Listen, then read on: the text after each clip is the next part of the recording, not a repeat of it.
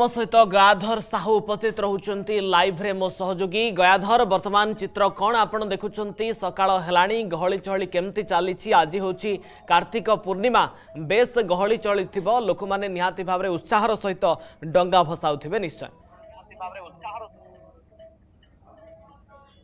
देखंतु रश्मि रंजन जो भाव में लोकंक भितर से उत्साह से उद्दीपना देखा जायछि जे कार्तिक मास जेहेतु पुण्य मास समस्तंक भितर से पुण्यर कथा जो भक्तिर कथा प्रभुंक प्रति समर्पण कथा कहुच्छी जे आमे देखु चित्र देखिए जे ये 150 फुटर डंगा वर्तमान पोखरी रे भासुची 150 फुटर डंगा करी लोकंक भितर से उत्साह देखा जायछि से उद्दीपना देखा जायछि जे किभଳି भाबरे लोक माने राति न पाहुणु पोखरी रे डंगा भसेबे आका मा बई पान गुआ थोई मासक धर्म तोर दिनक धर्म मोर ये कही लोकंक भितर से भावना से भक्ति तैयारी होईची लोकंक भितर से बोईत बंदाणर से साधव पुअर से कथा पुणी गाथा को उज्जीवित करुछि निश्चित भाव में ये हूँ चित्र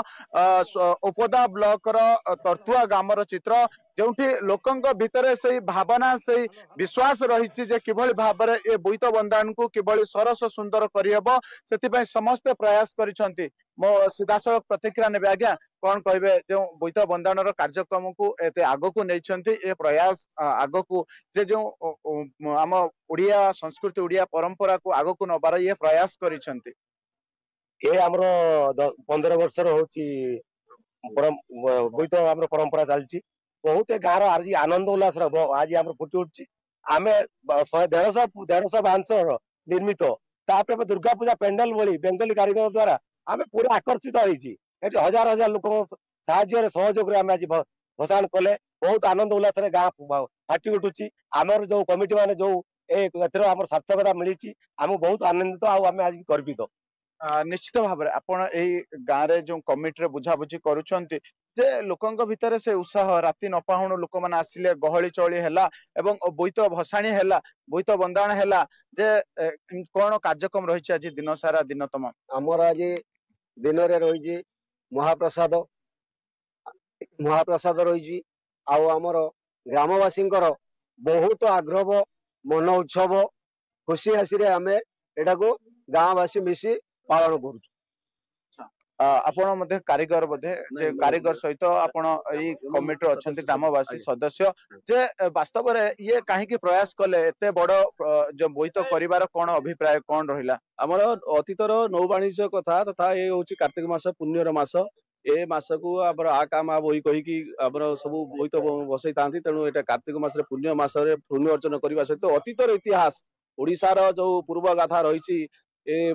कलिंग साहसिका तेणु ये जो साहस प्रदान करी साधव पुओ मैंने जाऊे विदेश को वाणिज्य करने से वाणिज्य परिवार निदर्शन एवं यही जो वाणिज्य कारोबार कर साधव बहु मैंने विदाय दौले मेलानी दौले तार निदर्शन तथा कार्तिक मासरे आम परंपरा रही ओडिया अस्मितार कथा जगन्नाथ महाप्रभुंर ये हूँ लीलास्थली तेणु ये 12 मास 13 पर्व ता मध्य रास पूर्णिमा हूँ गोटे अन्य पूजा ए भक्तिमय परिवेश सृष्टि होता है समस्त मन में आनंद उल्लास खेली जाइए कमिटर सदस्य मान द्वारा 150 फुटर बोईत बर्तमान पोखरी आपण मैंने निजे देखुए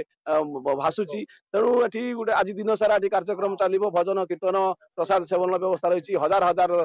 श्रद्धालु एठिक आसवे आमर पूर्व इतिहास को मन पकेबे पूर्व इतिहास सूरी मान कथा पुनर्बार एठी मन पकईकि स्मरण करेंगे ओडिशार इतिहास ओडिशार जो नौ वाणिज्यर परंपरा चालुची सेटा मध्ये एठी आमर आज निर्देशन करा जीवो ओडिया संस्कृति ओडिया परंपरा कलिंगर कथा गाथा एठारे प्रदर्शित करा जाउची प्रत्येक लोकंक भितर से नौ वाणिज्यर कथा को उज्जीवित करा जाउची आम सहित अन्य जने सदस्य आज्ञा आपण एथिरे अछंती जे नौ वाणिज्यर कथा कलिंगर कथा ओडिया इतिहासर कथा को जे से साधव पुअर कथा को उज्जीवित करबा पई समस्त प्रयास करछंती गांठू सहर सबुआडे ये देखा जायछि वास्तव में ये लोकंक भितर कौन परिवर्तन देखा दिबो एबे व्यस्तबहुल जीवन भितर लोक माने ये वाणिज्य नौ वाणिज्य कथा को केते ग्रहण करूछंती जय जगन्नाथ मु होची पूज्यप्रिय संसद संपादक अजय कुमार दास दीर्घ 30 किलोमीटर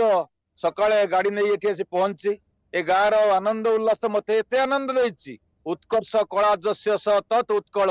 एमाने वास्तव रे प्रमाण करके देखै दैछंती एटी गोटे ऐक्य भाव सृष्टि होती ए गाँव तोरतुआ ग्राम गोटे एकता भाव सृष्टि होती समस्त मन गोटे आनंद उल्लास सृष्टि होती आ काम बोई रे एमने बोईत बंधन करी बेंगलुरु कारीगर आनी 150 फुटे डंगा तैयारी करी एमानक मध्य जो गोटे ऐक्य भाव सृष्टि होती ताहा मते अत्यंत भाव आनंद प्रदान करछि मु प्रभु जगन्नाथ निकट रे प्रार्थना करी एमानकर आगामी भविष्य परंपरा बजाय रखंतु आम संस्कृति के बजाय रखंतु मु प्रभु जगन्नाथ सम्मान देवार आवश्यकता रही किंतु शताब्दी शताब्दी धरी की उत्कलर नौ वाणिज्य परंपरा लोप पाई सारी एने